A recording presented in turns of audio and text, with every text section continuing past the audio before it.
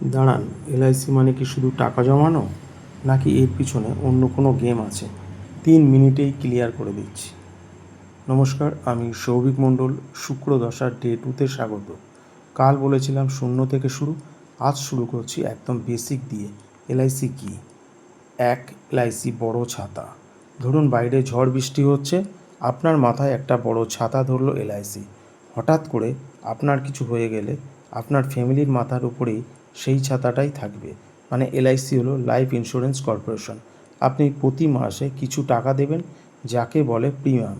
তার বদলে এলআইসি আপনাকে কথা দেয় আপনার অবর্তমানে আপনার পরিবারকে একটা বড় অঙ্কের টাকা দেবে। এটাকে বলে সাম অ্যাসিওর। নাম্বার 2, এলআইসি শুধু রিস্ক কভার না, সেভিংসও। অনেক পলিসিতে আপনি টাকা জমাতেও পারেন।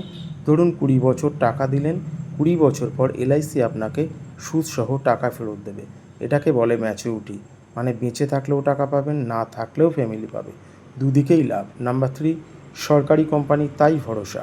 এলআইসি সরকারি কোম্পানি, 1956 থেকে চলছে, ভারতের সবচেয়ে পুরনো আর বড় ইন্স্যুরেন্স কোম্পানি। তাই টাকা মার যাওয়ার ভয় নেই। এটাই এলআইসির সবচেয়ে বড় প্লাস পয়েন্ট। এবার অ্যাস্ট্রো কানেকশান, শুক্র টুইস্ট। এবার অ্যাস্ট্রো দিয়ে বুঝুন। জন্মছকে 4th ঘর আর শনি হলো আয়ু, হঠাৎ বিপদের ঘরও। 2nd ঘর প্লাস শুক্র হলো পরিবারের টাকা আর সেভিংস। এলআইসি আসলে এই 4th ঘরের রিস্কটাকে 2nd ঘরের সেভিংস দিয়ে ব্যালেন্স করে। মানে শনির ভয়কে শুক্র সেফটি দিয়ে কাটানো। তাই এলআইসি নেওয়া মানে নিজের জন্মছকের একটা বড় দোষ কাটানো। তো বুঝলেন, এলআইসি মানে শুধু পলিসি না, ফ্যামিলির ফিনান্সিয়াল ছাতা।